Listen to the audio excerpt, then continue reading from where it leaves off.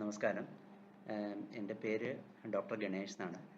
ഞാൻ ഇവിടെ എറണാകുളം സുചീന്ദ്ര ഹോസ്പിറ്റലിൽ കൺസൾട്ടൻറ്റ് എൻഡോക്രൈനോളജിസ്റ്റായിട്ട് വർക്ക് ചെയ്യാണ്.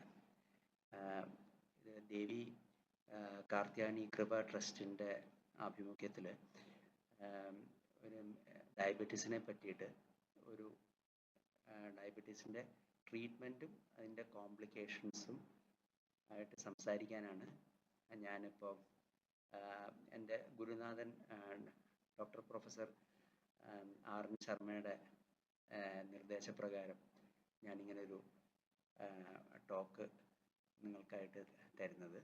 അപ്പം ഈ ഒരു അവസരത്തിൽ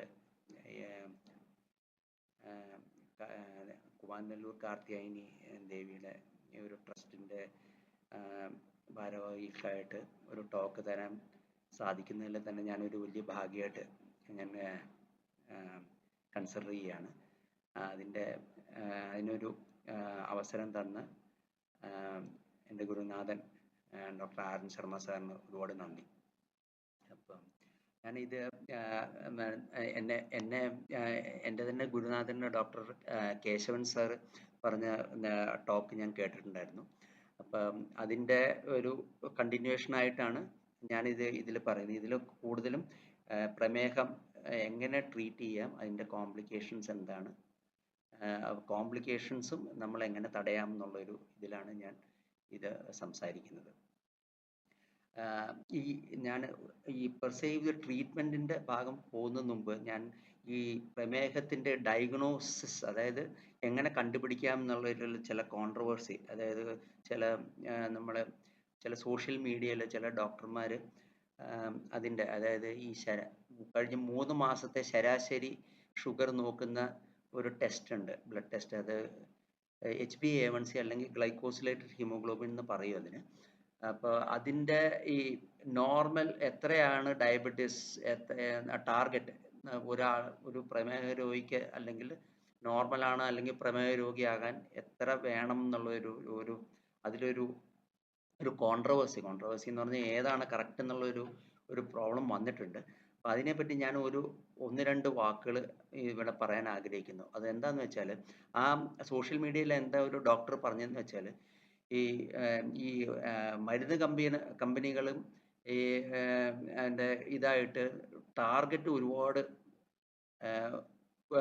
കുറച്ച് വെച്ചേക്കുന്നു. അതായത് പ്രമേഹം നമ്മൾ കണ്ടുപിടിക്കാനായിട്ട് ടാർഗറ്റ് ഒരുപാട് കുറച്ച് വെച്ചേക്കുന്നു. അത്രയും കുറഞ്ഞ ഒരു ടാർഗറ്റിൻ്റെ ആവശ്യമില്ല എന്നുള്ളൊരു രീതിയിൽ അദ്ദേഹം സംസാരിക്കുകയുണ്ടായി. അപ്പം അതിനെപ്പറ്റി ഞാൻ ഒരു വാക്ക് പറയാനുള്ളത് എന്താ വെച്ചാൽ, യൂഷ്വലി പല ഡയബറ്റിക് ബോർഡിൻ്റെ പ്രകാരം 6.5 6.5% കൂടുതൽ ഈ HbA1c കഴിഞ്ഞു പോയ 3 മാസത്തിൻ്റെ ശരാശരി വരികയാണെങ്കിൽ അത് ഡയബറ്റീസ് എന്നാണ് അർത്ഥം. അപ്പോൾ എല്ലാവർക്കും ഈ 6.5 അല്ലെങ്കിൽ 7 എന്നുള്ളൊരു ഇത് വേണമെന്നുള്ളത്.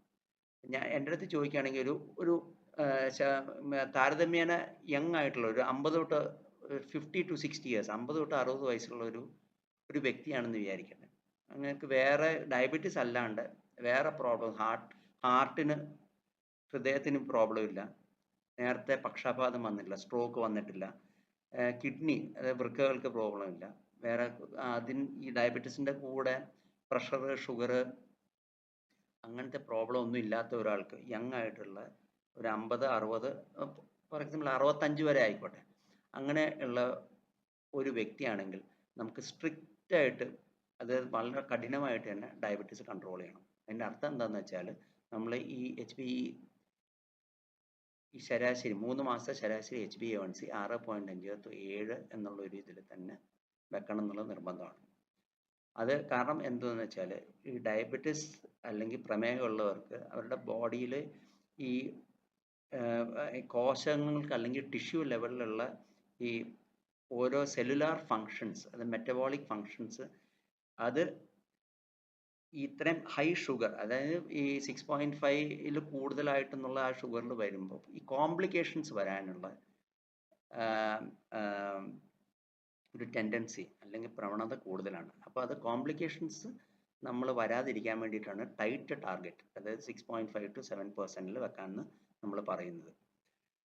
പക്ഷേ കുറച്ച് പ്രായമായിട്ടുള്ള ആളാണ്, ഒരു 75 അല്ലെങ്കിൽ 70, 75, 80 വയസ്സുള്ള ഒരാൾ, ഇദ്ദേഹത്തിന് നേരത്തെ, അല്ലെങ്കിൽ സ്ത്രീ ആയിക്കോട്ടെ, അവർക്ക് നേരത്തെ ഹാർട്ട് ഡിസീസ് വന്ന്, നേരത്തെ സ്ട്രോക്ക് വന്നിട്ടുണ്ട്, അല്ലെങ്കിൽ വൃക്കകൾക്ക് പ്രോബ്ലം ഉണ്ട്, അങ്ങനെയുള്ളവർക്ക് നമുക്ക് ഒരു സ്ട്രിക്റ്റ് ആയിട്ടുള്ള ടാർഗറ്റ്, അതായത് 6.5 to 7 എന്നുള്ള ഇതിൽ വേണ്ട, ഒരു 7.5 to 8 അല്ലെങ്കിൽ 8.5 ആയാലും കുഴപ്പമില്ല. അതിൻ്റെ എക്സ്പ്ലനേഷനായി അതിൻ്റെ കാരണം എന്താണെന്ന് വെച്ചാൽ, സ്ട്രിക്റ്റ് കൺട്രോളിങ് ഇങ്ങനത്തെയുള്ള പേഷ്യൻസിന് വെച്ചാൽ ഒരു ഹൈപ്പോഗ്ലൈസീമിയ, അതായത് ഷുഗർ ഒരുപാട് കുറഞ്ഞു പോകാനുള്ള ഒരു ടെൻഡൻസി കാണും.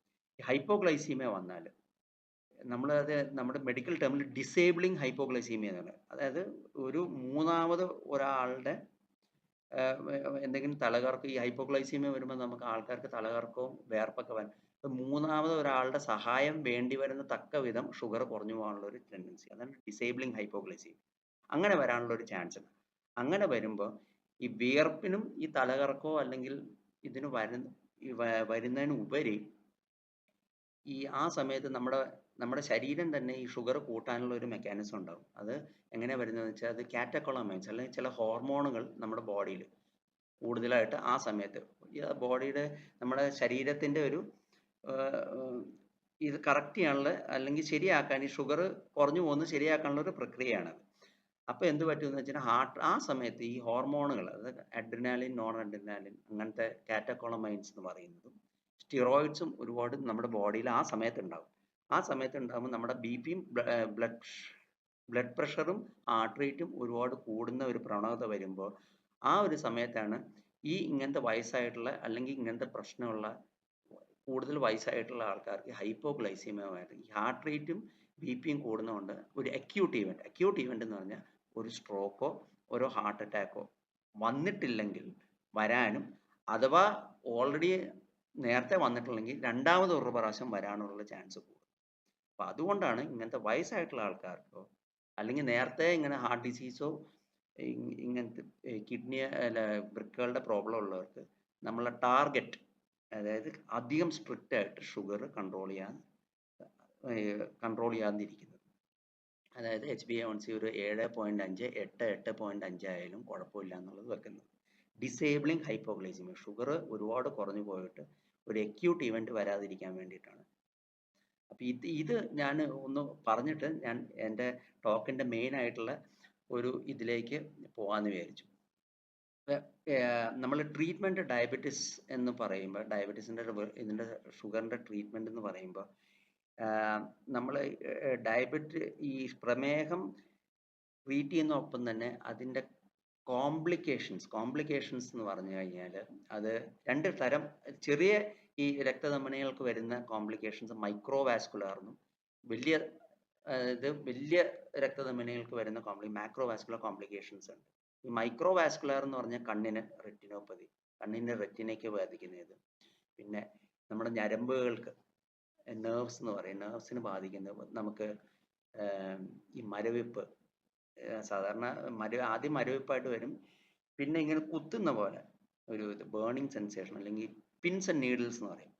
അങ്ങനത്തെ ഞരമ്പുകൾക്ക് പെരിഫറൽ ന്യൂറോപ്പതി എന്നാണ് പറയുക, ഡയബറ്റിക് പെരിഫറൽ ന്യൂറോപ്പതി എന്ന് പറയും. ഞരമ്പുകൾക്ക് വരാം.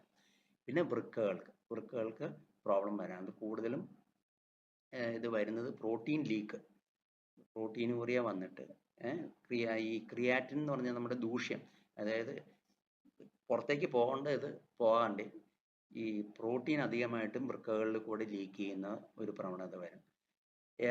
ഇത് ഈ മൈക്രോവാസ്കുലർ കോംപ്ലിക്കേഷൻസ്. പിന്നെ അതായത് റെറ്റിനോപ്പതി, കണ്ണുകൾക്കുള്ള കാഴ്ച. റെറ്റിനോപ്പതി മാത്രമല്ല, കാറ്ററാക്റ്റും വരാം, അത് തിമിരവും വരാം. രണ്ടാമത് നെർവ്സിന് വരുന്നത്, ഞരമ്പുകൾക്ക് വരുന്ന ന്യൂറോപ്പതി, അങ്ങനത്തെ ഇത് വരാം. മൂന്നാമത് വരുന്നത് ഈ വൃക്കകൾക്കുള്ള പ്രോബ്ലം. അങ്ങനെ മൈക്രോവാസ്കുലർ. പിന്നെ മാക്രോവാസ്കുലർ കോംപ്ലിക്കേഷൻ. മാക്രോവാസ്കുലർ കോംപ്ലിക്കേഷൻ വലിയ രക്തധമനികൾ, അതായത് ഹാർട്ടിലേക്ക് സപ്ലൈ ചെയ്യുന്ന, ഹാർട്ടിൻ്റെ മസിലിന് സപ്ലൈ ചെയ്യുന്ന ബ്ലഡ് വെസൽസ് ഉണ്ട്, അതായത് രക്തധമനികളുണ്ട്, കൊറോണറി ആർട്ടറീസ് എന്ന് പറയും. അതിൽ ഈ കൊഴുപ്പ് അടിഞ്ഞു കൂടിയിട്ട് ഈ ഡയബറ്റിസ് കാരണം, പ്രമേഹം കാരണം ഈ വലിയ കൊറോണറി, അതായത് ഹാർട്ടിൻ്റെ മസിലിലേക്ക് ഇത് ചെയ്യുന്ന ബ്ലഡ് സപ്ലൈ ചെയ്യുന്ന രക്തധമനികൾക്ക് വരുന്ന ഒരു ബ്ലോക്ക് പോലെ, അതായത് അതിൻ്റെ ഈ കൊളസ്ട്രോൾ ഡെപ്പോസിഷൻ കാരണം ഈ രക്തയോട്ടം പ്രോബ്ലം വരുന്നതും, അതേമാതിരി നമ്മുടെ തലച്ചോറിലേക്കുള്ള രക്തധമനികളുടെ കരോട്ടിഡ് പല ഇതുണ്ട്, മേളിലേക്ക് ബ്രെയിനിലേക്കുള്ള ബ്ലഡ് സപ്ലൈ, അതായത് തലച്ചോറിലേക്കുള്ള ഇതിൽ വരുന്നത് അത് കരോട്ടിഡ് എന്ന് പറയുന്നത്. അതിലേക്കുള്ള ഇത് വരുമ്പോൾ ഈ ഹാർട്ടിലേക്കുള്ള ബ്ലഡ് വെസൽ ഇത് വരുമ്പോൾ ഹാർട്ട് അറ്റാക്ക് വരാനുള്ള ചാൻസ് കൂടുതലാണ്. ഈ തലച്ചോറിലേക്കുള്ള ബ്ലഡിൻ്റെ ഇത് വരുമ്പോൾ സ്ട്രോക്ക് അല്ലെങ്കിൽ പക്ഷാഘാതം വരാനുള്ള ചാൻസ് കൂടുതലുണ്ട്. പിന്നെ അത് കൂടാണ്ട് ഈ നമ്മുടെ കാലിലേക്കും മറ്റുമുള്ള നമ്മുടെ ശരീരത്തിലെ ഓരോ കാലിലേക്കും കൈയിലേക്കുള്ള പെരിഫറൽ ആർട്ടറി, അതായത് അറ്റത്ത് ഇതുള്ള രക്തധമനികൾ, പെരിഫറൽ ആർട്ടറി ഇതിലും ഇങ്ങനെ ബ്ലോക്ക് വരാനുള്ള ചാൻസ് ഉണ്ട്. അപ്പോൾ ഇത് അതായത് ഹാർട്ട്, ബ്രെയിന്, പിന്നെ കാലിലേക്കും കൈയിലേക്കുള്ള ഇത്, ഈ ഒരു പ്രവണത കാരണമാണ് കൂടുതലും ഹാർട്ടിലേക്കുള്ളത്. ഹാർട്ട് അറ്റാക്ക് വരുമ്പോഴും സ്ട്രോക്ക് വരുമ്പോഴാണ് ആൾക്കാർക്ക് കൂടുതലും മരണപ്പെടാനുള്ള ചാൻസ് കൂടുതലായിട്ട് വരുന്നത്. അപ്പം മൈക്രോവാസ്കുലർ കോംപ്ലിക്കേഷൻസിനെക്കാട്ടിലും, അതായത് ചെറിയ രക്തധമനികൾ കണ്ണിലും ഞരമ്പിലും ഇത് വരുന്നതിനെക്കാട്ടിലും കൂടുതൽ നമുക്ക് കൺട്രോൾ ചെയ്ത് നിൽക്കുന്നുണ്ടത് ഈ വലിയ രക്തധമനികൾക്കുള്ള പ്രോബ്ലം. കാരണം അതുകൊണ്ടാണ് കൂടുതലും ആയിട്ടും മരണം സംഭവിക്കാനുള്ളത്. പക്ഷെ രണ്ടും കറക്റ്റായിട്ട് നമ്മൾ ഏതാണെന്ന് അറിഞ്ഞിട്ട് കറക്റ്റായിട്ട് ട്രീറ്റ് ചെയ്യേണ്ടി വരുന്ന ഒരു ഇതാണ്. ഈ കോംപ്ലിക്കേഷൻസ് പറയുന്ന കൂടെ തന്നെ വേറൊരു കാര്യം പറയാനുള്ളത്, ഇപ്പോൾ ഡയബറ്റീസ് എന്നുള്ളത് ഈ നമ്മൾ ആപ്പാടെ പ്രമേഹം എന്ന് കൂടാണ്ട് നമ്മൾ ഡയബസിറ്റി എന്നാണ് പറയുക. അപ്പോൾ ഡയബസിറ്റി അല്ലെങ്കിൽ മെറ്റാബസിറ്റി എന്ന് പറയും. അതായത് ഈ നമ്മുടെ ഈ ഒബീസിറ്റിയിൽ പൊണ്ണത്തടി അല്ലെങ്കിൽ ഓവർ വെയിറ്റ് എന്നുള്ളൊരു ഇതിലും കൂടെ വന്നിട്ടാണ് നമ്മൾ ഡയബറ്റീസ് അഡ്രസ്സ് ചെയ്യുക. അപ്പോൾ ഡയബറ്റീസ് അഡ്രസ്സ് ചെയ്യുമ്പോൾ വെയിറ്റ് ഒരു വ്യക്തിക്ക് കൂടുതലാണെങ്കിൽ അതും കൂടെ അഡ്രസ്സ് ചെയ്യണം. കാരണം വെയിറ്റ് കൂടുന്നതുകൊണ്ട് ഇപ്പം നമ്മൾ ഈ ഞാൻ പറഞ്ഞ മാതിരി ഡയബസിറ്റി, ഈ ഒബീസിറ്റിയുടെ ഒരു ഭാഗമായിട്ട് വരുന്ന ഈ ഡയബസിറ്റിയും അതേമാതിരി മെറ്റാബസിറ്റി നമ്മുടെ ശരീരത്തിലുള്ള ഈ മെറ്റബോളിക് ഫങ്ഷൻസ്, അതായത് സെല്ലുലാർ കോശങ്ങൾക്ക് ആ ലെവലിലുള്ള ഫങ്ഷൻ വരുന്ന കാരണം ബോഡിയിൽ ഉണ്ടാകുന്ന ചേഞ്ച്, അതായത് വെയിറ്റ് കൂടുന്നതുകൊണ്ടുള്ള ചേഞ്ചും വെയിറ്റും നമ്മൾ ഈ ഡയബറ്റീസ് ട്രീറ്റ്മെൻറ്റിൻ്റെ കൂടെ നമ്മൾ അഡ്രസ്സ് ചെയ്യേണ്ടതാണ്. കാരണം വെയിറ്റ് കൂടുന്നതുകൊണ്ട് ഈ നമ്മുടെ ഈ ഞാൻ പറഞ്ഞ ഹാർട്ടിനേക്കുള്ള സപ്ലൈ ചെയ്യുന്ന രക്തധമനികളാണെങ്കിലും വൃക്കകളാണെങ്കിലും അവിടത്തേക്ക് ഇൻഫ്ലമേഷൻ എന്ന് പറഞ്ഞിട്ടുണ്ടെങ്കിൽ ഒരു ഈ രക്തധമനികൾക്കുള്ള ഉള്ളിലുള്ള ലെയറിൽ വരുന്ന ഒരു ചെറിയ ഇൻഫ്ലമേഷൻ കാരണം ആണ് ഈ ഓരോ പ്രോബ്ലം, ബ്ലോക്കോ അല്ലെങ്കിൽ ഹാർട്ടിലേക്കുള്ള ബ്ലോക്കോ ബ്രെയിനിലേക്കുള്ള ബ്ലോക്കോ ഒക്കെ വരാനുള്ള ചാൻസ് കൂടുന്നത്. അപ്പം എല്ലാം ഒരു ഹാർട്ട് അറ്റാക്കോ അല്ലെങ്കിൽ സ്ട്രോക്കോ അല്ലെങ്കിൽ നമ്മുടെ ഈ കാലിലേക്കോ കയ്യിലേക്കുള്ള ബ്ലഡ് സപ്ലൈക്കൊക്കെ ഒരു കാരണമായിട്ട് പറയുന്നത് ഇൻഫ്ലമേഷനാണ്. ഈ സബ് ക്ലിനിക്കൽ ഇൻഫ്ലമേഷൻ എന്ന് പറഞ്ഞാൽ ചില ഇൻഫ്ലമേറ്ററി മാർക്കേഴ്സ് കാരണം വരുന്ന ഇൻഫ്ലമേഷൻ കൊണ്ട്, അതായത് ഈ പൊണ്ണത്തടി കാരണം ഈ ഡയബറ്റീസ് ഉള്ളവർക്ക് കൂടെ വരുന്ന ഈ പ്രോബ്ലം കാരണം ഇങ്ങനത്തെ ഹാർട്ട് അറ്റാക്ക്, സ്ട്രോക്ക്, BP എല്ലാം വരാം. അപ്പം നമ്മൾ ഈ ഓവർ വെയിറ്റ് ആണെങ്കിൽ അല്ലെങ്കിൽ തടി കൂടുതലുള്ള ആൾക്കാർക്ക് ആ വെയിറ്റും കൂടെ അഡ്രസ്സ് ചെയ്യണം. അപ്പം നമ്മൾ ഡയബറ്റീസിനായിട്ട് ഒരു ട്രീറ്റ്മെൻറ്റ് അല്ലെങ്കിൽ ഒരു മരുന്ന് നമ്മൾ തിരഞ്ഞെടുക്കുമ്പോൾ ഓവർ വെയിറ്റ് ആയിട്ടുള്ള ഒരു പേഷ്യൻ്റ് ആണെങ്കിൽ അതിൻ്റെ വെയിറ്റ് കുറയ്ക്കാനുള്ള ഇതും കൂടി നമ്മൾ അഡ്രസ്സ് ചെയ്യണം. അപ്പോൾ അതുകൊണ്ടാണ് നമ്മൾ ഇതിൻ്റെ ഒരു ട്രീറ്റ്മെൻറ്റ് ഇതിനായിട്ട് ഈ ഓവർ വെയിറ്റ് ഉള്ള ഇതും കൂടെ നമ്മൾ അഡ്രസ്സ് ചെയ്യണം. ഇനി നമ്മൾ ട്രീറ്റ്മെൻറ്റിലേക്ക് വരികയാണെങ്കിൽ ഡയബറ്റീസിൻ്റെ ഏതൊരു രീതിയിലുള്ള ഏത് ഘട്ടത്തിലുള്ള ട്രീറ്റ്മെൻ്റ് ആണെങ്കിലും ആഹാര ക്രമീകരണത്തിനും ഫിസിക്കൽ ആക്ടിവിറ്റി, വ്യായാമത്തിനും ഒരുപാട് ഇമ്പോർട്ടൻസ് ഉണ്ട്. അതിൻ്റെ അർത്ഥം എന്താണെന്ന് വെച്ചിട്ടുണ്ടെങ്കിൽ നമ്മളിപ്പോൾ ഏതൊരു ബോഡി, അമേരിക്കൻ ഡയബറ്റീസ് ഇതാണെങ്കിലും യൂറോപ്യൻ സൊസൈറ്റിയുടെ ഡയബറ്റിക് റെജിമൻ ആണെങ്കിലും ഏതൊരു ഭാഗത്തും ഡയറ്റ് ആൻഡ് എക്സസൈസ്, വ്യായാമം ആഹാര ക്രമീകരണവും എക്സസൈസും ഡയബറ്റീസ് ട്രീറ്റ്മെൻറ്റിൻ്റെ വളരെ ഇമ്പോർട്ടൻ്റ് ആയിട്ടുള്ള ഒരു പ്രവണതയാണ്. ഇപ്പോൾ ആഹാരത്തിൻ്റെ ഇതിൽ പറയുമ്പോൾ നമുക്ക് വളരെ ക്ലിയർ ആയിട്ട് പറയാം, അതായത് നാര് വർഗ്ഗങ്ങൾ, നാര് അധികമായിട്ടുള്ള ഫൈബർ റിച്ച് ആയിട്ടുള്ള ഫുഡ്. ഫോർ എക്സാമ്പിൾ നമ്മൾ കഴിക്കുമ്പോൾ രാവിലെ ഇപ്പോൾ ഇത് ചെയ്യുമ്പോൾ ഈ അരിയാഹാരവും ഗോതമ്പ് രണ്ടും ഗ്ലൈസീമിക് ഇൻഡെക്സ്, അതായത് ഗ്ലൂക്കോസ് കാരണമുള്ള ഷുഗറിൻ്റെ സിമ്പിൾ പെട്ടെന്ന് ബോഡിയിൽ അലിഞ്ഞു ചേരുന്നതായിട്ടുള്ള ഇത് പ്രോബ്ലം വരുന്നത് കൂടുതലാണ്. അപ്പം അങ്ങനെയുള്ള പെട്ടെന്ന് ഫോർ എക്സാമ്പിൾ മറ്റേ ചോറ് നമുക്ക് പെട്ടെന്ന് നമ്മുടെ ബോഡി അസിമിലേറ്റ് ചെയ്യും. അപ്പോൾ അതിൻ്റെ അർത്ഥം എന്ന് വെച്ചാൽ നമ്മൾ കഴിച്ച ഉടനെ പെട്ടെന്ന് വീണ്ടും നമുക്ക് വിശക്കും. അപ്പം അങ്ങനെ വരുമ്പോൾ നമ്മൾ അങ്ങനത്തെ ആഹാരം കൂടാതെ നമ്മൾ നാര് കൂടിയതുള്ള, ഫോർ എക്സാമ്പിൾ ഓട്സ് അല്ലെങ്കിൽ മില്ലറ്റ്സ് എന്ന് പറഞ്ഞിട്ട് ഇത് നമ്മൾ ഈ ജോവാർ ബജ്ര എന്നൊക്കെ പറഞ്ഞത് നമ്മുടെ സൂപ്പർ മാർക്കറ്റിൽ കിട്ടും. അത് റാഗി ഇതൊക്കെ കോംപ്ലക്സ് കാർബോഹൈഡ്രേറ്റ്, ഓട്സ് ഇതൊക്കെ നാര് വർഗ്ഗങ്ങൾ, അങ്ങനത്തെ ഇത് കൂടുതലും നമ്മുടെ ഭക്ഷണത്തിൽ ഉൾപ്പെടുത്താനുള്ള നോക്കണം. പിന്നെ ഫ്രൂട്ട്സ് പ്രോബ്ലം എന്ന് വെച്ചാൽ എല്ലാവർക്കും ഫ്രൂട്ട്സ് ഒരു ഇതാണ്. പക്ഷെ ഡയബറ്റീസ് ഉള്ളവർക്ക് പഴം, അതായത് നമ്മൾ സാധാരണ ഏത്തപ്പഴമാണെങ്കിലും ഈ റോബസ്റ്റ എന്ന് പറയുന്ന പഴം എല്ലാം നമുക്ക് മോശമാണ്. കാരണം അതിൽ ഈ ഗ്ലൈസീമിക് ഇൻഡെക്സ് വളരെ കൂടുതലാണ്, ഷുഗർ ഒരുപാട് കൂടും. അപ്പോൾ ഈ പ്രമേഹ രോഗികൾക്ക് കഴിക്കാൻ പറ്റുന്ന 3 ഫ്രൂട്ട്സേ ഉള്ളൂ. ഒന്ന് പപ്പായ, കപ്ലങ്ങ, രണ്ടാമത് പറയുന്ന ഈ നല്ല പേരയ്ക്ക കിട്ടുകയാണെങ്കിൽ, മൂന്നാമത് കഴിക്കുന്ന ആപ്പിളാണ്. അല്ലാത്ത പക്ഷം ഇത് എല്ലാത്തിനും ഇതിങ്ങനത്തെ ഒരു പ്രോബ്ലം ആകാനുള്ള ചാൻസ് വളരെ ഇത് കൂടുതലാണ്.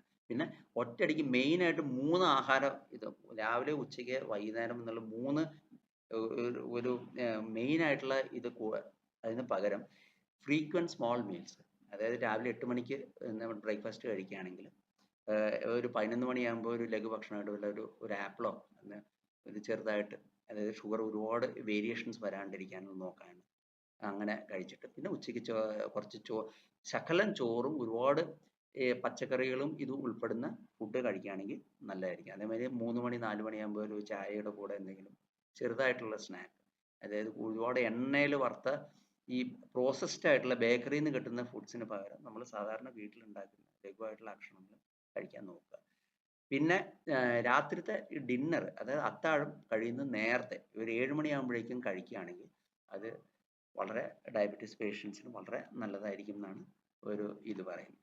ഇതിൽ ഈ ആഹാരക്രമണ ഇത് പറയുമ്പോൾ തന്നെ ഈ നമ്മൾ ആഹാരം കഴിക്കുന്നതും നമ്മൾ പുറത്തേക്ക് നമ്മുടെ ഊർജം പുറത്തേക്ക് വരുന്നതായിട്ടുള്ള ഒരു എനർജി ഇൻടേക്ക്, അതായത് നമ്മൾ കാലറി കഴിക്കുന്നതും കാലറി എക്സ്പെൻഡിച്ചർ നമ്മൾ പുറത്തേക്ക് വ്യായാമം ചെയ്ത് കളയുന്നതും തമ്മിൽ മിസ്മാച്ച് വരരുത്. നമ്മളൊക്കെ മനുഷ്യരാണ്. നമ്മളുടെ അടുത്ത് ഇപ്പോൾ പായസം കുടിക്കാൻ പാടില്ല, അങ്ങനെ മധുരം കഴിക്കാൻ പാടില്ല എന്ന് തീർത്ത് പറയുന്നത് ഇതൊന്നും ശരിയല്ല. നമ്മളെല്ലാം മനുഷ്യന്മാരാണ്. അപ്പോൾ അതിന് പകരം എന്താ വെച്ചാൽ, ഇപ്പോൾ നിങ്ങളിപ്പോൾ ഇന്നൊരു പായസം കുടിക്കുകയാണെങ്കിൽ നാളെ നമ്മൾ വ്യായാമം ചെയ്യുമ്പോൾ ഒരു 15 മിനിറ്റ് അല്ലെങ്കിൽ ഒരു 20 മിനിറ്റ് എക്സ്ട്രാ ചെയ്യുക. അതായത് കൂടുതൽ ഊർജം നമ്മൾ ഈ കഴിച്ച ഊർജം പുറത്തേക്ക് കത്തിച്ച് കളയാനുള്ള ഒരു പ്രവണതയും കൂടെ ചെയ്യണം. അപ്പോൾ ആഹാര ക്രമീകരണത്തിൻ്റെ കാര്യം പറഞ്ഞു, നാര് വർഗ്ഗങ്ങൾ കൂടുതൽ ഉൾപ്പെടുത്തുക, പിന്നെ എക്സസൈസ്, മോഡറേറ്റ് എക്സസൈസ്, അതായത് ഒരാഴ്ചയിൽ 5 ദിവസമെങ്കിലും മോഡറേറ്റ് രീതിയിലുള്ള ഇൻറ്റൻസിറ്റി ആയിട്ടുള്ള എക്സസൈസ് ചെയ്യാൻ ഒരു 75 to 150 മിനിറ്റ്സ്. ഈ ഹൈ ഇൻറ്റൻസിറ്റി എക്സസൈസ് അത് നല്ല ഇതിൽ ചെയ്യുകയാണെങ്കിൽ 75 മിനിറ്റ് ഒരാഴ്ചയിൽ, അല്ലെങ്കിൽ 150 മിനിറ്റ് റെഗുലർ ആയിട്ടുള്ള, അത് കാർഡിയോ, അതായത് ഹാർട്ടിന് കൂടുതൽ ഇതായിട്ടുള്ള എക്സസൈസ് ചെയ്യാണ് നല്ലത്. എൻ്റെ അർത്ഥം എന്താണെന്ന് വെച്ചാൽ ബ്രിസ്ക് വാക്കിംഗ്, കൈയും വീശി നല്ല സ്പീഡിൽ നടക്കുക, ഒരു 45 മിനിറ്റ്സ് to 1 hour നടന്നിട്ട് ശരീരം ഒന്ന് വേർക്കണം. ഇതാണ് ഈ എക്സസൈസിൻ്റെ ഇത്. ഒറ്റ മണിക്കൂർ ചെയ്യുന്നതാണ് ഏറ്റവും കൂടുതൽ നല്ലത്. ഇതുവരെ ചെയ്താതിരിക്കുന്ന ആൾക്കാർക്ക് പെട്ടെന്ന് കയറി ഒറ്റ മണിക്കൂർ നടക്കരുത്. പതുക്കെ 5 മിനിറ്റ് 10 മിനിറ്റ് കൂടിയിട്ട് പതുക്കെ ഒരു 45 മിനിറ്റ് 1 മണിക്കൂറിലേക്ക് ആക്കി വെക്കണം. രണ്ടാമത് നമ്മൾ ട്രീറ്റ്മെൻറ്റ്, അപ്പോൾ ഡയറ്റും എക്സസൈസും ഡയബറ്റീസ് ട്രീറ്റ്മെൻറ്റ് വളരെ ഇമ്പോർട്ടൻ്റ് ആയിട്ടുള്ള ഘടകമാണ്. പിന്നെ പറയുന്നത് നമ്മൾ ഡ്രഗ്സിലോട്ട് വരികയാണ്. ഡ്രഗ്സിൽ നമ്മൾ ടാബ്ലറ്റ് ഉണ്ട്, ടാബ്ലറ്റ് അല്ലാത്ത പക്ഷം ഇൻസുലിനും ഉണ്ട്. ഇപ്പോൾ ഈ ടാബ്ലറ്റുകൾ ഇപ്പോൾ പുതിയ ഒരുപാട് രീതിയിലുള്ള ടാബ്ലറ്റ്സും ഡയബറ്റിക് ടാബ്ലറ്റ്സും ഇത് ഇഞ്ചക്ഷൻസും എല്ലാം ടൈപ്പ് വന്നിട്ടുണ്ട്. അപ്പോൾ അതിൽ നമ്മൾ എപ്പോഴും നമ്മളൊരു മരുന്ന് നമ്മൾ തിരഞ്ഞെടുക്കുമ്പോൾ ഡയബറ്റിസ് ഷുഗർ കുറയ്ക്കുന്നതിന് ഉപരി അത് മൂലമുണ്ടാകുന്ന തിക്തഫലങ്ങൾ അല്ലെ കോംപ്ലിക്കേഷൻസും കൂടെ അഡ്രസ്സ് ചെയ്തിട്ട്, ഞാൻ പറഞ്ഞു ഓവർ വെയിറ്റ് ആണെങ്കിൽ വെയിറ്റ് കുറയ്ക്കാനുള്ള, ഒരു വ്യക്തി ഓവർ വെയിറ്റ് ആണെങ്കിൽ വെയിറ്റും കൂടെ കുറയ്ക്കുന്ന മരുന്ന് വേണം നമ്മൾ ചൂസ് ചെയ്യാൻ. അത് മാത്രമല്ല ഷുഗർ A1C HbA1c കുറയ്ക്കുന്നതിന് ഉപരിയായിട്ട് ഹാർട്ടിന് പ്രൊട്ടക്ഷനും വൃക്കകൾക്ക് പ്രൊട്ടക്ഷനും പിന്നെ ഈ ഹാർട്ട് പിന്നെ ബ്രെയിനിന് സ്ട്രോക്ക് വരാനുള്ള എന്നുള്ള രീതിയിലുള്ള പ്രൊട്ടക്ഷനും, പിന്നെ ഇതിന് ഏറ്റവും അവസാനമായിട്ട് പക്ഷെ ഒട്ടും ഇമ്പോർട്ടൻ്റ് അല്ലാത്ത വളരെ ഇമ്പോർട്ടൻ്റ് ആയിട്ടുള്ള കാര്യം എന്താ വെച്ചാൽ ഷുഗർ കുറഞ്ഞു പോകണ്ട, ഹൈപ്പോഗ്ലൈസീമിയ വരാതെ ഇരിക്കാനുള്ള ട്രീറ്റ്മെൻ്റ് ആയിരിക്കണം നമ്മൾ എപ്പോഴും ചൂസ് ചെയ്യേണ്ടത്. ഇപ്പോൾ ഫോർ എക്സാമ്പിൾ അത് പുതിയ ഒരുപാട് പഴയ മരുന്നുകൾക്ക് ഉപരിയായിട്ട് കുറേ പുതിയ മരുന്നുകളൊക്കെ നമുക്ക് വന്നിട്ടുണ്ട്. അതിൽ ഒരു ടൈപ്പ് മരുന്നുകൾ എങ്ങനെയാണെന്ന് വെച്ചിട്ടുണ്ടെങ്കിൽ ഇപ്പോൾ SGLCoT2 ഇൻഹിബിറ്റേഴ്സ് എന്ന് പറഞ്ഞിട്ട് ഒരു ഡാപ്പാഗ്ലൈഫോസിൻ എംപാഗ്ലൈഫോസിൻ എന്നൊക്കെ പറഞ്ഞ ഒരു മരുന്നുണ്ട്. ഈ മരുന്നുകളൊക്കെ സ്റ്റാർട്ട് ചെയ്യുമ്പോൾ അതിൻ്റെ ഗുണം എന്താണെന്ന് വെച്ചിട്ടുണ്ടെങ്കിൽ ഈ ഷുഗർ കുറയ്ക്കുന്നതിനുൾപ്പെടെ ഉപരിയായിട്ട് വെയിറ്റ് കുറയ്ക്കാനും മനസ്സിലാവല്ല ഈ കാർഡിയോ പ്രൊട്ടക്ഷൻ, അതായത് ഹാർട്ടിന് പ്രൊട്ടക്ഷനും ബ്രെയിനിന് പ്രൊട്ടക്ഷനും മാത്രമല്ല ഹാർട്ട് ഫെയിലിയർ, അതായത് നമ്മുടെ ഹാർട്ടിൻ്റെ പമ്പിങ് ഇത് അങ്ങ് പ്രോബ്ലം വന്നിട്ട് എന്തെങ്കിലും പ്രോബ്ലം വരാണ്ടിരിക്കാനായിട്ട്, ഹാർട്ട് ഫെയിലിയറിൻ്റെ വരാതിരിക്കാനും അഥവാ വന്നു കഴിഞ്ഞാൽ പ്രോഗ്രസ് ചെയ്യാതിരിക്കാനും പിന്നെ ഹൈപ്പോഗ്ലൈസിമിയ വരാതിരിക്കാനുള്ള ഒരു അങ്ങനത്തെ രീതിയിലുള്ള മരുന്നുകൾ ഒരുപാടുണ്ട്. അതിൽ ഒരു വിഭാഗമാണ് SGLCoT2 ഇൻഹിബിറ്റേഴ്സ്. ഇത് ഷുഗർ കളയുന്നത് യൂറിനിൽ കൂടെയാണ്, യൂറിനറി ഗ്ലൂക്കോസ് എക്സ്ക്രീഷൻ എന്നാണ് ഇതിന് പറയുക. അപ്പം നമ്മൾ ഇത് കഴിക്കുമ്പോൾ ഒറ്റ ഒരു ഇത് മാത്രമേ ഉള്ളൂ, നമ്മൾ നല്ലോണം വെള്ളം കുടിക്കേണ്ടി വരും. വെള്ളം നല്ലോണം കുടിച്ചിട്ടില്ല എന്നുണ്ടെങ്കിൽ ഡീഹൈഡ്രേഷൻ വന്നിട്ടുള്ള പ്രോബ്ലം വരും, യൂറിനറി ഇൻഫെക്ഷൻസ് വരാനുള്ള ചാൻസും ഉണ്ട്. അതൊന്ന്. പിന്നെ രണ്ടാമത് ഒരു മെയിൻ ആയിട്ടുള്ള മരുന്നുകളെ പറ്റി പറയുന്നത് GLP-1 അനലോഗ് എന്ന് പറയും, ഗ്ലൂക്കോഗോൺ ലൈക്ക് പോളിപെപ്റ്റൈഡ് 1 അനലോഗ് എന്നാണ്. അത് ഇൻക്രെറ്റിൻസ് എന്നാണ് ഇതിന് പറയുക. ഇതെങ്ങനെയാന്ന് വെച്ചാൽ നമ്മൾ ആഹാരം കഴിച്ചാൽ മാത്രം മറ്റേ ആക്ഷൻ വരുന്ന ഒരു മരുന്നാണ് ഇത് GLP-1 അനലോഗ്. നമ്മൾ ആഹാരം കഴിക്കുമ്പോൾ തന്നെ ഈ മരുന്നിന് ഇതായിട്ട് ഇൻസുലിൻ ഉണ്ടാവും. ഇൻസുലിൻ നമ്മുടെ ബോഡിയിൽ ഉണ്ടാകുന്ന അതിൻ്റെ ഒപ്പം തന്നെ ഗ്ലൂക്കഗോൺ എന്ന് പറഞ്ഞ ഷുഗർ കൂട്ടുന്ന ഒരു മരുന്നുണ്ട്, അതിൻ്റെ സെക്രീഷൻ കുറയ്ക്കുകയും ചെയ്യുന്ന ഒരു മരുന്നാണ് GLP-1 അനലോഗ് എന്ന് പറയുന്നത്.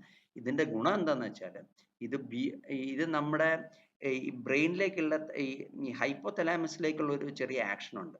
അതായത് നമ്മൾ കുറച്ച് ആഹാരം കഴിക്കുമ്പോഴെങ്കിൽ തന്നെ നമുക്കൊരു ഫീലിംഗ് വരും, അതായത് വയറ് നിറഞ്ഞു എന്നുള്ളൊരു ഫീലിംഗ്, ഏർലി സാറ്റിറ്റി എന്നാണ് പറയുക.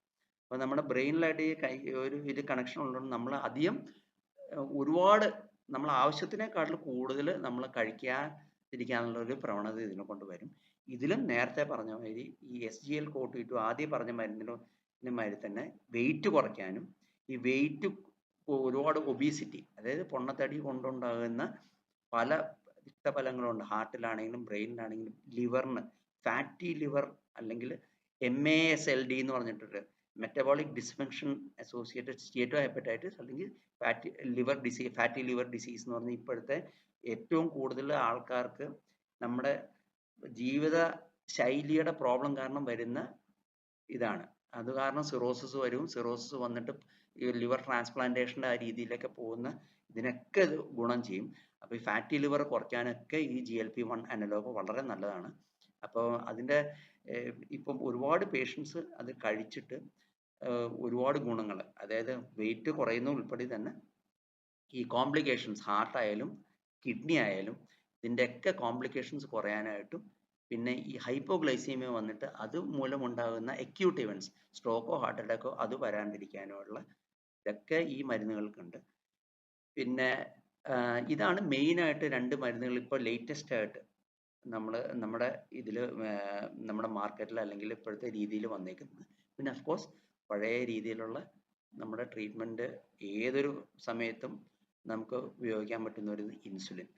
പിന്നെ ഇൻസുലിനെ പറ്റി പറയുമ്പോൾ ആൾക്കാർക്ക് വളരെ ഒരു പേടിയാണ്. ഇപ്പോൾ ഇൻസുലിൻ സ്റ്റാർട്ട് ചെയ്യാന്ന് പറയുമ്പോൾ തന്നെ ആൾക്കാർക്ക് ഒരു പേടി, ഒരു സ്റ്റിഗ്മയാണ്. അയ്യോ ഞാൻ ഒരുപാട് ഒട്ടും നമ്മുടെ ഡയബറ്റീസ് കൺട്രോൾ ചെയ്യാൻ പറ്റാത്തത് കൊണ്ടാണ് ഇൻസുലിൻ വരുന്നത് നമ്മൾ ഡോക്ടർ തുടങ്ങുന്നതെന്നുള്ളൊരു ഫീലിംഗ് ഉണ്ടാവുന്നുണ്ട്. പക്ഷേ ഇപ്പോഴത്തെ ഇൻസുലിൻ ഒരുപാട് ലോങ് ആക്ടിംഗ് ആയിട്ടും ഷോർട്ട് ആക്ടിംഗ് ആയിട്ടും ഒരേ മോളിക്യൂളിൽ തന്നെയുള്ള ഇൻസുലിൻസ് ഉണ്ട്. അപ്പോൾ അതിൻ്റെ ഗുണം എന്താണെന്ന് വെച്ചാൽ ഒരു over 24 hours time in range എന്ന് പറഞ്ഞിട്ട് ഷുഗർ വേരിയേഷൻസ് ഇല്ലാണ്ട് ഒരേ രീതിയിൽ, അതായത് 70 തൊട്ട് 180 ആ ഒരു റേഞ്ചിൽ ഇങ്ങനെ ഫ്ലക്ച്വേഷൻ ഇല്ലാതെ നിൽക്കുന്നതുകൊണ്ട് ഒരു വ്യക്തിയുടെ ക്വാളിറ്റി ഓഫ് ലൈഫ്, അത് ഷുഗർ വേരിയേഷൻസ് ഒരുപാട് കൂടുമ്പോഴോ അല്ലെങ്കിൽ ഒരുപാട് കുറയുമ്പോഴാണ് നമുക്ക് ഒരുപാട് തിക്തഫലങ്ങളും വല്ലാണ്ട് വേർക്കുക, ഷുഗർ കുറഞ്ഞു പോയിട്ടുള്ള പ്രോബ്ലം ഉണ്ടാകുക. അങ്ങനെ ഈ ടൈം ഇൻ റേഞ്ച് ഒരു 70 to 180 ആ റേഞ്ചിൽ ഇങ്ങനെ നിൽക്കുന്നത് കാരണം നമ്മുടെ രോഗികളുടെ ക്വാളിറ്റി ഓഫ് ലൈഫ് ഈ പുതിയ ടൈപ്പ് ഇൻസുലിൻ ഉള്ളത് കൊണ്ട് വളരെ ഗുണകരമായിട്ട് ഇപ്പം എൻ്റെ അടുത്ത് ചോദിക്കുകയാണെങ്കിൽ ഞാൻ ചിലവർക്ക് ഇങ്ങനത്തെ തീരെ ഈ ടാർഗറ്റ് അച്ചീവ് ചെയ്യാൻ പറ്റാതെ HbA1c കറക്റ്റ് അച്ചീവ് ചെയ്യാൻ പറ്റാത്തത് കൊണ്ട് ഇൻസുലിൻ ആദ്യം പേടിയായിട്ട് സ്റ്റാർട്ട് ചെയ്തവർ ഒരിക്കൽ സ്റ്റാർട്ട് ചെയ്ത് കഴിഞ്ഞിട്ട് പിന്നീട് വരുമ്പോൾ കൺട്രോൾ വന്നു വെച്ചിട്ട് നിർത്തട്ടെ എന്ന് ചോദിക്കുമ്പോൾ പലരും ഇൻസുലിൻ നിർത്തണ്ട എന്ന് പറഞ്ഞിട്ടുണ്ട് നമ്മൾ. അപ്പം അത്രയും അവർക്ക് ക്വാളിറ്റി ഓഫ് ലൈഫ് വളരെയായിട്ട് ഇമ്പ്രൂവ് ചെയ്യും. ഷുഗർ വേരിയേഷൻസ് ഇല്ലാത്തതുകൊണ്ട് അവരുടെ ഹൈപ്പോഗ്ലൈസീമിയ അല്ലെങ്കിൽ ഷുഗർ ഒരുപാട് കൂടിയിട്ടുള്ള പ്രോബ്ലം വരാണ്ടിരിക്കുന്നുണ്ട്. അപ്പോൾ അതുകൊണ്ട് ഇൻസുലിനും മാത്രമല്ല, ഇപ്പോൾ ഒരു ഇൻഫെക്ഷൻസ് ഇപ്പോൾ ഹോസ്പിറ്റലിൽ കിടന്നിട്ട് ഇപ്പോൾ എന്തെങ്കിലും ഒരു ഇൻഫെക്ഷൻ ഉള്ള രോഗിക്കാണെങ്കിലും അല്ലെങ്കിൽ ക്രിട്ടിക്കൽ കെയറിൽ കിടക്കുന്ന രോഗികൾക്കാണെങ്കിലും വൃക്കകൾക്ക് ഒരുപാട് പ്രോബ്ലം, അതായത് ഈ വൃക്കളുടെ ഈ ഫിൽട്രേഷൻ റേറ്റ് ഒക്കെ ഒരുപാട് കുറഞ്ഞിട്ട്, അതായത് ഒരു 30 ml/min കുറഞ്ഞിട്ട് ഒരുപാട് റീനൽ ഫെയിലിയർ, അതായത് വൃക്കകൾക്ക് തകരാറുള്ളവർക്കും പിന്നെ പ്രഗ്നൻസി, ഇതിനൊക്കെ കൂടുതലും നമ്മൾ ഇപ്പോഴും ഉപയോഗിക്കുന്നത് ഇൻസുലിനാണ്. ഇൻസുലിനും ഇപ്പോഴത്തെ ഡയബറ്റീസ് ട്രീറ്റ്മെൻറ്റിന് ഒരുപാട് ഗുണം ചെയ്യുന്നതാണ്. ഇപ്പോഴത്തെ ഈ കാർഡിയോവാസ്കുലർ, അതായത് ഹാർട്ടിനോ സ്ട്രോക്കോ വരാതിരിക്കാനൊക്കെ ആയിട്ട് ഒരുപാട് ഗുണങ്ങൾ ചെയ്യുന്നതാണ്. പണ്ടത്തെ മാതിരി പെട്ടെന്ന് ഒരു ഹൈപ്പോഗ്ലൈസീമിയ, അതായത് ഷുഗർ ഒരുപാട് കുറഞ്ഞു പോയിട്ടുള്ള ഒരു പ്രോബ്ലം ഒന്നും ഇപ്പോഴത്തെ ലേറ്റസ്റ്റ് ഇൻസുലിനിൽ വരാറില്ല. അപ്പോൾ ഇതൊക്കെയാണ് ഇപ്പോഴത്തെ ലേറ്റസ്റ്റ് ട്രെൻഡ്. അപ്പോൾ ഇതൊക്കെ ചെയ്യുകയാണെങ്കിലും നമ്മുടെ ഈ ഡയബറ്റീസിൻ്റെ ഒരു ഗുണം എന്താണെന്ന് വെച്ചാൽ നമുക്ക് ഈ ഡയബറ്റിക് റെമിഷൻ എന്നുള്ള ഒരു വേർഡും കൂടെ ഞാൻ പറഞ്ഞിട്ട് അതൊക്കെ ഞാൻ ഇത് നിർത്താം. ഡയബറ്റിക് റെമിഷൻ എന്ന് പറഞ്ഞാൽ ഡയബറ്റീസിൻ്റെ ഒരു ഗുണം എന്താണെന്ന് വെച്ചാൽ ഡയബറ്റീസ് നമുക്ക് അപ്പാടെ മരുന്നുകൾ ഇല്ലാണ്ട് തന്നെ ആഹാര ക്രമീകരണവും എക്സസൈസും വെച്ച് ചെയ്യാൻ പറ്റും. അതിൻ്റെ ഇത് നമ്മൾ മരുന്നുകൾ കഴിച്ചിട്ട് ഡയറ്റും എക്സസൈസും കറക്റ്റായിട്ടുള്ള ജീവിതശൈലി കൂടെ കണ്ടിന്യൂ ചെയ്ത ഡയബറ്റിക് റെമിഷൻ എന്ന് പറഞ്ഞു കഴിഞ്ഞാൽ HbA1c 5.7 നിൽക്കുക, 5.7 അല്ലെങ്കിൽ കുറഞ്ഞോ നിന്ന് 3 മാസം മരുന്നില്ലാണ്ട് ഈ 5.7 തന്നെ നിൽക്കും എന്നുള്ളൊരു രീതിയിലാണ് ഡയബറ്റിക് റെമിഷൻ എന്ന് പറയുന്നത്. അത് രോഗികളുടെ ഒരു കഠിനാധ്വാനം കൊണ്ട് മാത്രമേ അത് പറ്റുള്ളൂ. മരുന്നില്ലാണ്ട് തന്നെ നമ്മുടെ ആഹാര ക്രമീകരണവും വ്യായാമം കൊണ്ട് നമുക്ക് ചെയ്യാൻ പറ്റും. അപ്പം ഈ മരുന്നുകളൊക്കെ വളരെ എഫക്റ്റീവാണ്. ഇത് കഴിച്ചു കഴിഞ്ഞ് കഴിക്കുന്നതോടൊപ്പം തന്നെ ഇപ്പോൾ ഈ GLP-1 ഒക്കെ കഴിഞ്ഞ് വെയിറ്റ് ഒക്കെ കുറഞ്ഞ് ഈ വെയിറ്റ് കുറയുന്നതോടൊപ്പം തന്നെ നമ്മൾ ഈ ആഹാര ക്രമീകരണവും വ്യായാമവും ഇതിൻ്റെ കൂടെ തന്നെ തുടർന്ന് പോയിട്ട് ഒരു എഫക്റ്റ്, വെയിറ്റ് ഒക്കെ നല്ലോണം കുറഞ്ഞ് ഷുഗർ എല്ലാം കുറഞ്ഞ് ഈ ഡയറ്റും എക്സസൈസും കൂടെ ഉൾപ്പെടുത്തി തന്നെ നമുക്ക് ഷുഗർ കൺട്രോൾ ചെയ്യാൻ പറ്റുന്ന ഒരു രീതിയിൽ വരണം എന്നുള്ളതാണ് നമ്മുടെ അൾട്ടിമേറ്റ് എയിം അല്ലെങ്കിൽ ഗോള്. ആ ഒരു രീതിയിൽ എത്താൻ ഡയബറ്റീസ് ഉള്ളവർക്ക് പറ്റും. പിന്നെ ഈ GLP-1 അല്ലെങ്കിൽ വെയിറ്റ് കുറയ്ക്കുന്നതിൻ്റെ മരുന്നുകളുടെ ചെറിയ പ്രോബ്ലം എന്താണെന്ന് വെച്ചാൽ ഇത് നമ്മൾ ഒരു 3 ഡോസിൻ്റെ ഇതായിട്ടാണ് ഇത് വരിക. പക്ഷെ ഇത് നമ്മൾ നിർത്തി കഴിഞ്ഞാൽ നമ്മൾ ആഹാര ക്രമീകരണവും വ്യായാമവും ശരിക്കും ചെയ്തില്ലെങ്കിൽ ഈ 2/3 ഒരു 3/4 ഭാഗം വെയിറ്റും വീണ്ടും നമുക്ക് തിരിച്ചു വരാനുള്ള ഒരു പ്രോബ്ലം ഉണ്ട്. വെയിറ്റ് റീഗെയിൻ അല്ലെ വെയിറ്റ് ലോസ് സസ്റ്റൈനൻസിനുള്ളൊരു പ്രോബ്ലം ഉണ്ട്. അപ്പം അത് വരാണ്ടിരിക്കാൻ വേണ്ടിയിട്ടാണ് ഈ ആഹാര ക്രമീകരണവും എക്സസൈസും ഇതിനോട് ഒരുപാട് ഇമ്പോർട്ടൻ്റ് ആണെന്നുള്ളത് നമ്മൾ പറയുന്നത്. അപ്പം ഞാൻ എന്താ പറഞ്ഞു എന്ന് വെച്ചാൽ ഡയബറ്റീസ് നമുക്ക് വളരെ കൺട്രോളായിട്ട് നിൽക്കാൻ എല്ലാം ചെയ്യാൻ പറ്റുന്നതാണ്. ആഹാര ക്രമീകരണം, വ്യായാമം, പിന്നെ ഈ ഡയബറ്റീസ് കൊണ്ടുണ്ടാകുന്ന തിക്തഫലങ്ങൾ, അത് ഇൻക്ലൂഡിങ് വെയിറ്റ്, പൊണ്ണത്തടി ഉൾപ്പെടെ ഹാർട്ടിനും പിന്നെ വൃക്കകൾക്കും ബ്രെയിനിന് പെരിഫറൽ ആർട്ടറി, അതായത് നമ്മുടെ കയ്യിലെ കാലുകളിലേക്കുള്ള ആർട്ടറീസിൻ്റെ ഇതും ഒക്കെ വരാതിരിക്കാനുള്ള ട്രീറ്റ്മെൻറ്റ് ഇപ്പോൾ ഒരുപാട് നമ്മുടെ മാർക്കറ്റിലുണ്ട്. അപ്പോൾ ഇതെല്ലാം കൂടെ കറക്റ്റായിട്ട് ചെയ്ത് കഴിഞ്ഞാൽ നമുക്ക് ഡയബറ്റീസിന് ഇപ്പോൾ ഇന്ത്യയാണ് diabetic capital of the world ആണ്. അപ്പോൾ അതുകൊണ്ട് എല്ലാം കൊണ്ടും ഇതൊരു വളരെ നല്ലൊരു രീതിയിൽ പോകണം എന്നുള്ളൊരു ഇതിൽ ഞാൻ എല്ലാവർക്കും മംഗളാശംസകൾ നേരുന്നു. എനിക്ക് ഇതിനൊരു അവസരം തന്ന എല്ലാവർക്കും നന്ദി, നമസ്കാരം.